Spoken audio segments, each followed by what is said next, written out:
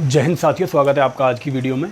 आज की वीडियो में हम जानेंगे एक नया कंसेप्ट जिसका नाम है यूनिटरी मेथड, यानी कि एक एक नियम। एक एक नियम क्या होता है इसके बारे में समझ लेते हैं। हाँ, असल में ये नियम 8वीं कक्षा में हमें पढ़ाया जाता है, लेकिन 8वीं कक्षा में हम कैसे पढ़ते हैं और कंपटीशन में इसका कैसे इस्तेमाल करना है ये चीज़ें हम समझेंगे।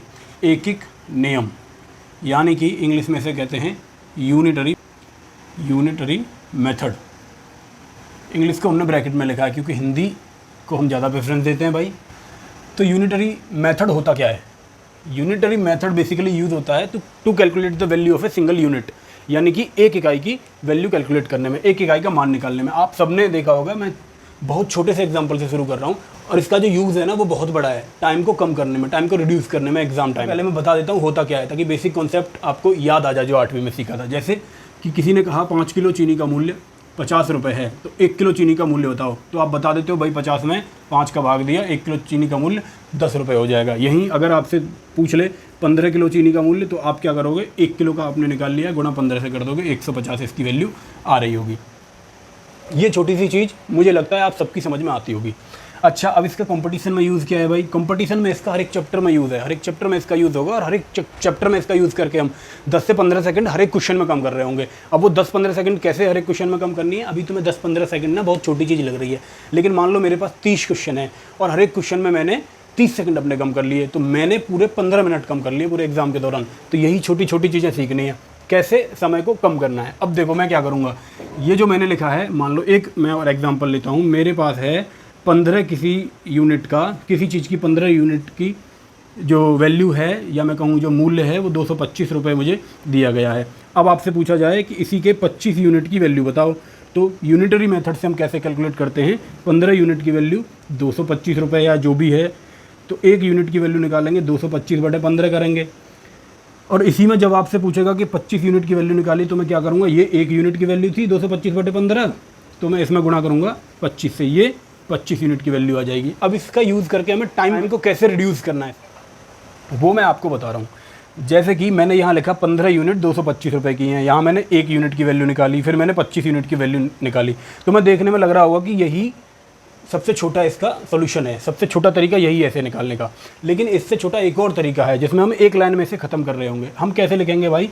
15 यूनिट की वैल्यू 225। तुमने यहाँ देखा, सीधे इस चीज़ को देखिए जो मैंने इस डब्बे में बंद की है, मैं सीधा ऐसे लिखूँगा। जब मुझे पता है 15 यूनिट की वैल्यू कितनी है 225 और निकालनी कितनी है 25 की, तो मैं सीधा ये इसे भी लिख सकता हूँ। जो मैंने बीच में इतने स्टेप लिखे हैं 2-3, इन्हें मैं कम कर सकता हूँ। मैं सीधा लिखूँगा 15 यूनिट की वैल्यू 225 है तो 25 की निकालनी है। जैसे इस वाले क्वेश्चन में मैं क्या करता कि भाई 5 की वैल्यू 50 दे रखी है, 5 किलो की वैल्यू 50 है और मुझे निकालनी कितने की है, निकालनी है मुझे 15 की। तो इतने में मैं इस क्वेश्चन को सॉल्व कर देता, समय भी बचता और मेरी जगह भी बचती सॉल्व करने की। अच्छा, अब इसका यूज़ पेपर में कैसे करना है, क्वेश्चंस पे कैसे करना है। परसेंटेज के मैंने 4 सवाल लिए हैं, इन सवाल में हम इनका यूज़ करके देखते हैं और सॉल्यूशन को मैं इधर लिख देता हूँ आपके सामने। इसे मैं मिटा देता हूँ, बहुत बड़ी कोई चीज़ नहीं थी ये। 8वीं क्लास में, 5वीं क्लास में सब लोगों ने ये पढ़ी होगी। इसका इस्तेमाल अंकगणित में कैसे करना है, ये बहुत छोटे छोटे सवाल मैंने लिए हैं। छोटे सवालों से हम समझेंगे कैसे इसका इस्तेमाल करना है। और फिर छोटा सवाल या बड़ा सवाल में अंतर बस इतना है कि बड़े सवाल में कई छोटे सवाल होते हैं, 2 से ज़्यादा, 3 से ज़्यादा, 4 से ज़्यादा जब बड़े छोटे सवाल मिल जाते हैं तो एक बड़ा सवाल और एक टफ सवाल बन जाता है। ये देखो पहला सवाल जो मेरे सामने है, सवाल कह रहा है एक संख्या में 84 की वृद्धि की जाती है तो स्वयं की 107% हो जाती है, संख्या बताइए। इसका सॉल्यूशन देखो, फिर मैं जो टेक्निक बताऊंगा ना सॉल्यूशन में टाइम को रिड्यूस करने की, उस पर ध्यान देना। इसका सॉल्यूशन ये होगा कि मान लीजिए भाई कोई संख्या 100 थी, वो अपनी 107 हो जाती है। कितने की वृद्धि होने पे? 84 की वृद्धि होने पे। मैं यहाँ देखूंगा कितने की वृद्धि हुई, 7 की वृद्धि हुई, 7 की वृद्धि हुई और असल में 84 की वृद्धि हुई है। तो 7 यूनिट की वैल्यू 84 के बराबर है। तो 1 यूनिट की वैल्यू कितने के बराबर होगी भाई? 12 के बराबर। 1 यूनिट 12 के बराबर हो गई। अब मुझे निकालना है संख्या क्या है। संख्या मैंने 100 मानी थी, तो मैं 100 यूनिट की वैल्यू निकाल रहा हूँ और 100 यूनिट की वैल्यू आ रही होगी 1200। ये मेथड जो हमने अब तक सीखा है, ये मेथड जो यूट्यूब पे अब तक हमें पढ़ाया जा रहा है, इसमें कैसे रिड्यूस करना है, कैलकुलेशन, टाइम, जगह कैसे कम करनी है, ये आप समझो। यूनिटरी मेथड में जो मैंने अभी आपको बताया कि तुम्हें कुछ नहीं करना, ये सारी चीज़ें भूल जाओ। ये सारी चीज़ें पुरानी हो गई, आउटडेटेड हो गई, आज से 3-4 साल पहले चलती थी। अब जो चलता है, जो एग्ज़ाम आपसे चाहता है, एग्जामिनर आपसे चाहता है कम समय में, वो ये चाहता है कि आप केवल सवाल को देखें। आपको देखेगा कि 107% हो जाती है, यानी कि पहले 100% थी, पहले 100 थी 107 हुई, यानी कि 7% बढ़ी। 7% बढ़ने पे संख्या कितनी वृद्धि हुई? 84। तो 7% की वैल्यू 84 है, 100% की वैल्यू निकालनी। तो मैंने अभी क्या बताया, जो तुम्हें पता है 7% की वैल्यू 84 दे रखी है और तुम्हें 100% की वैल्यू निकालनी है। ये सवाल तुम्हें ऐसे करना था पेपर में, एक लाइन में क्वेश्चन खत्म हो जाता। 7 का भाग जाएगा 12 बार और 100 का गुणा होगा 12 से, इसका उत्तर हो जाएगा। ऐसे करना पेपर में क्वेश्चन। आओ दूसरे सवाल पे चलते हैं। दूसरा सवाल आपकी स्क्रीन पे है और ये सवाल देख लो तुम किस किस पेपर में आया है। जो इमेज तुम्हारे सामने है उसमें नीचे लिखा हुआ है किस किस पेपर में आया हुआ सवाल है। सारे सवाल मैं इसीलिए पेपर में आए हुए उठा रहा हूँ ताकि तुम्हें किसी सवाल को देख के ये ना लगे कि बहुत इजी सवाल ले लिया है, ऐसे सवाल पेपर में नहीं आते। ये बहुत ही छोटी बात होगी, बच्चों वाली चीज़ें सिखा रहे हैं। सब चीज़ें पेपर में आती हैं और पेपर में मैंने पहले ही बताया था 80% क्वेश्चन तो इजी ही आते हैं। ऐसे ही सवाल आते हैं, कम से कम 50% ऐसे आते हैं और 30% का लेवल थोड़ा और इससे आगे होता है, फिर 10% का और बढ़ता है। केवल 10% क्वेश्चन एग्जाम में टफ आते हैं। ये क्वेश्चन देखो, संख्या का 23% 690 है। इसमें भी देखो 23% है। क्या मेथड है कि 100 में संख्या को मान लूँगा, इसका 23% होगा 23 और उसका 23% 690। 23 की वैल्यू कितनी दे रखी है? 690 और संख्या का 72% पूछ रहा है, यानी इस संख्या का 72% का मतलब 72 की वैल्यू मुझे निकालनी है। तो ये सारे स्टेप मैं स्किप कर दूंगा। मैं कैसे करूँगा पेपर में क्वेश्चन को, मैं सीधा देखूंगा कि भाई 23% की वैल्यू 690 है, तो मैं कैसे लिखूँगा? 23 की वैल्यू 690 निकालनी कितने की है? 72 की। ऐसे मुझे सवाल को करना है पेपर में, बात खत्म हो गई। इसमें देखो 9 की डिविजिबिलिटी का भी रूल हम लगा सकते हैं, क्योंकि 72 आ रहा है, 9 गुणा 8 72 होता है, यानी उत्तर में 9 का भाग भी जा रहा होगा। अगर ऑप्शन से चेक करोगे तो 9 का भाग जिस ऑप्शन में जा रहा है वही उत्तर होगा। अच्छा उत्तर देख लो भाई क्या आएगा। 23 का भाग इसमें दोगे तो 3 बार जा रहा होगा और ये 0, 3 दूनी 6, उत्तर के लास्ट में 6 आ रहा होगा, 216। ऐसे तुम्हें टिक करना है, पूरी कैलकुलेशन भी नहीं करनी है आपको पेपर में। आप पूरी कैलकुलेशन बैठ के लग रहे हैं, आपने देखा कि भाई 30 गुणा 72 कर रहे हैं, 3 का गुणा कर रहे हैं आप इसमें, 3 दूनी 6, 3 7 21, 216 0, ये सब नहीं करना है भाई। ये सब तो तुम्हारी प्रैक्टिस के लिए है, इसी सब से तो तुम्हें मुक्ति पानी है। इन सब चीज़ों को नहीं करना है पेपर में। जब तुम प्रैक्टिस कर रहे हो तब कर रहे हो तो बहुत अच्छी बात है, कैलकुलेशन आपकी अच्छी हो गई तो फिर ये सब करने की जरूरत नहीं। आप केवल यूनिट डिजिट निकालो। आप देखो भाई 0 तो लास्ट में आएगी ही आएगी। 3 गुणा 2 कितना होता है? 6 आता है, यानी 0 के बाद 6 आएगा, 60 आएगा लास्ट में। इतना देखा, ऑप्शन में केवल एक ऑप्शन था, टिक कर दिया। क्यों अपना समय बर्बाद करना है? 5-6 सेकंड आप इसमें बचा लोगे। अगले सवाल पे आओ। सवाल देखो ध्यान से पढ़ो। एक समारोह में 32% महिलाएं हैं। एक समारोह में 32% महिलाएं हैं, 54% पुरुष हैं और 196 बच्चे हैं। तो समारोह में कितने पुरुष हैं? अभी मैं जो तुम्हें बता रहा हूँ ये मैं केवल आपको टेक्निक सिखा रहा हूँ अभी, कि अंकगणित में जब तुम क्वेश्चंस को सॉल्व करोगे तो कैसे टेक्निक का इस्तेमाल करना है। ये कुछ ज़रूरी टेक्निक हैं जो तुम्हें अंकगणित पढ़ने से पहले ही सीख लेनी चाहिए, क्योंकि अंकगणित जब तुम पढ़ोगे उसके बाद फिर तुम टेक्निक सीखोगे तो उसमें तुम्हारा टाइम कंज्यूम होगा, तैयारी करने में समय ज़्यादा लगेगा। तो पहले ये तुम टेक्निक सीख लो, उसके बाद फिर हम चलेंगे चैप्टर वाइज, हम सारे क्वेश्चन को लेंगे, चैप्टर वाइज हम सॉल्यूशन करते चलेंगे। इन टेक्निक का यूज़ करके कैसे सेकंडों में क्वेश्चन सॉल्व करना है, ये सारी चीज़ें हम सीखेंगे। ये देखो इस सवाल को परसेंटेज चैप्टर से मैंने सवाल लिया। ये टेक्निक सारे चैप्टर में लग रही होगी।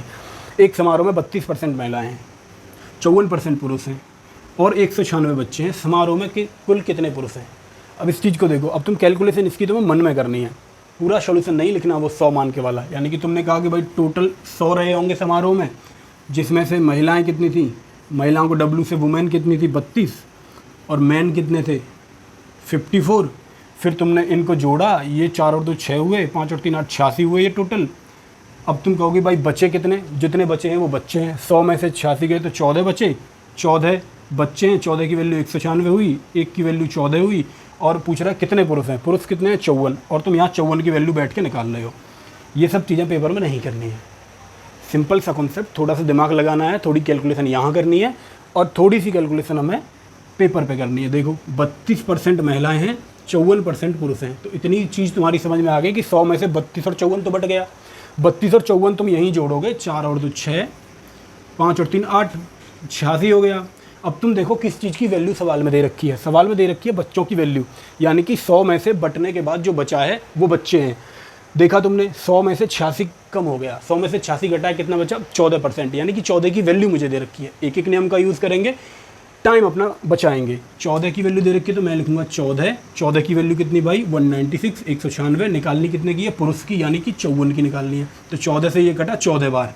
अब तुम लोग पता है क्या करोगे पेपर में? तुम 14 गुणा 54 करने में लग जाओगे। भाई ये करना ही नहीं है। मैं क्या कह रहा हूँ, हर एक स्टेप पे तुम्हें अपना दिमाग खुला रखना है। हर एक स्टेप को तुम्हें रिड्यूस करना है हर एक स्टेप में टाइम को। अब देखो इसमें गुणा करने की जरूरत ही क्या है, तुम यूनिट डिजिट वाला कॉन्सेप्ट लो, इसके पीछे 4 है, इसके पीछे 4 है, जब 4 का गुणा 4 में होगा तो 16, 4 चौक 16, 6 आ रहा होगा लास्ट में, तो केवल एक ऑप्शन के लास्ट में 6 है, तुम टिक लगा दोगे। तुम्हें ये थोड़ी ना दिखाना है पेपर में जाके कि मुझे गुणा करना आता है, तुम्हें तो बस ऑप्शन छांटना है एक, तो ऑप्शन मैंने यहाँ छांट लिया, बात खत्म हुई, टाइम मेरा बच गया। अगले सवाल पे चलो। अगला सवाल देखो तुम्हारी स्क्रीन पे है, एक कंपनी में 80 इंजीनियर हैं, इंजीनियर की संख्या कुल कामगारों की संख्या की 40% है, तो कंपनी में कुल कामगार कितने हैं? ये सवाल को समझो और इसमें तुम अपना दिमाग लगाओ कि क्या बिना पेन के तुम ये सवाल कर पा रहे हो।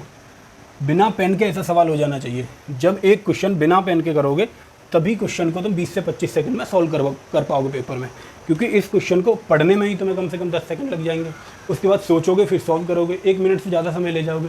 हकीकत में यह सवाल असल में हो जाना चाहिए मुश्किल से 20 से 25 सेकंड में। अब देखो तुम सोचोगे कैसे इस सवाल को, भाई 80 इंजीनियर हैं, इंजीनियर की संख्या कुल कामगारों की संख्या की 40% है, तुम क्या करोगे भाई? ये जो मेथड हमें सिखाया जाता है, पूरे यूट्यूब पे जो मेथड चल रहा है, सभी टीचर जो मिलके हमें मेथड सिखा रहे हैं वो ये है कि कुल मान लो 100, या फिर जो परसेंटेज वाला फ्रैक्शन वाला रेशो वाला मेथड जो बताते हैं 40% की वैल्यू निकाल लो, 2/5, कुल मान लो 5, 2 हो गए इंजीनियर और बचे 3, या अगर कंपनी में कामगार पूछ रहा है कुल तो 5 की वैल्यू वो निकलवा लेगा तुमसे। ये सब नहीं करना है। देखो एक मेथड ये है पुराना वाला कि 100 तुमने माने, इंजीनियर कितने बचे भाई? इंजीनियर मेरे पास हैं 80, इधर ये कितने हैं कुल कामगार? कुल कामगारों की 40% है इंजीनियर, यानी कि जो 80 है ये 40% की वैल्यू है। 40% की वैल्यू अगर 80 है तो 1% की वैल्यू कितनी हुई? 2 हुई, और 100% की वैल्यू कितनी हुई? 200 हुई। तो ये सारी चीज़ें हैं ना, ये सारी चीज़ों से ही तुम्हें बचना है पेपर में। जब इससे बच जाओगे तो अपने आप टाइम रिड्यूस हो जाएगा। तुम्हें क्या करना है, सीधे तुम देखोगे भाई 80 इंजीनियर हैं, इंजीनियर की कुल संख्या कामगारों की 40% है, यानी कि जितनी कंपनी में लेबर है, जितने कंपनी में कामगार हैं उसके 40% इंजीनियर हैं, और 40% की वैल्यू कितनी है? 80, 40 का गुणा 2 बार हो रहा है तो 100% की वैल्यू कितनी होगी? 100 का गुणा 2 बार हो जाएगा, तो बिना पेन के सवाल का उत्तर आ जाएगा 100 दूनी 200। ये इतना भी समझ में ना आए तो तुम क्या करोगे, 40% की वैल्यू दे रखी है मुझे 80 और मुझे 100% की वैल्यू निकालनी है, इतना सा काम तुम कर दोगे, 40 दूनी 80, 100 गुणा तो 200, इस सवाल का उत्तर टिक करके आ जाओगे। तो ऐसे कंसेप्ट का यूज़ करना है, बहुत बेसिक सी बात थी। यूनिटरी मेथड एक एक नियम 8वीं क्लास में हमने पढ़ा था, कोई बहुत बड़ी चीज़ नहीं थी, ये सबको आता है, सब जानते हैं कैसे करना है। तो मैं बस यही बता रहा था कि इस वाले मेथड पे ना जाके आपको स्टेप कम करने हैं। स्टेप कम कैसे होंगे? ऐसे स्टेप कम करेंगे, हर में हम लिखेंगे उस चीज़ को जिसकी वैल्यू दे रखी है, जो वैल्यू दे रखी है उसे अंश में लिखेंगे और जितने की निकालनी है उसका गुणा कर देंगे। बस मेरे कहने का मतलब ये है, जैसे कि मैं बस ये कहूँ कि P की वैल्यू दे रखी है Q और R की वैल्यू पूछ रहा है, तो ये वाली चीज़ मैं एक स्टेप में ख़त्म कर दूंगा, जैसे मैंने इन 4 सवाल में तुम्हें करके दिखाया। इसको फॉलो करें। अब जब आप नए सवाल लगाएंगे, प्रैक्टिस करेंगे, तो ये सारी चीज़ें लिखना बंद करें। जिस सवाल में ज़रूरत हो उस सवाल में इस वाले मेथड से काम करें और अपना समय बचाएं। आगे का कॉन्सेप्ट लेके आऊँगा अगली वीडियो में। फिर हम आएंगे सिलेबस पे, एक एक चैप्टर शुरू करेंगे और लास्ट तक एक एक चैप्टर से पूरा अंकगणित खत्म कर देंगे। और एक अंत में ज़रूरी बात जो मुझे तुम्हें बतानी है वो ये है कि आपने वीडियो देख ली, बहुत अच्छी बात है। मेरा उद्देश्य बस इतना है कि आप लोग एक काम करें, जिस बच्चे को इस वीडियो की ज़रूरत है उस बच्चे तक पहुंचा दें। आपके मोहल्ले पड़ोस में, आपके जानने वालों में जो भी बच्चा तैयारी कर रहा है, जो टाइम रिड्यूस नहीं कर पा रहा, गणित की वजह से जिसका सिलेक्शन नहीं हो पा रहा, उस बच्चे तक ये वीडियो पहुँचा दें। ये जिम्मेदारी एक आप उठा लें कि उस बच्चे को आप ये वीडियो पहुँचा, इतनी सी जिम्मेदारी आप निभा लें। जिस बच्चे को ज़रूरत है उस बच्चे को ये वीडियो फॉरवर्ड कर दें, वो देख लेगा तो मेरे मन को तसल्ली मिल जाएगी कि मेरी मेहनत सफल हो गई है। वीडियो यहीं बंद करते हैं, अगली वीडियो कल लेके आएंगे।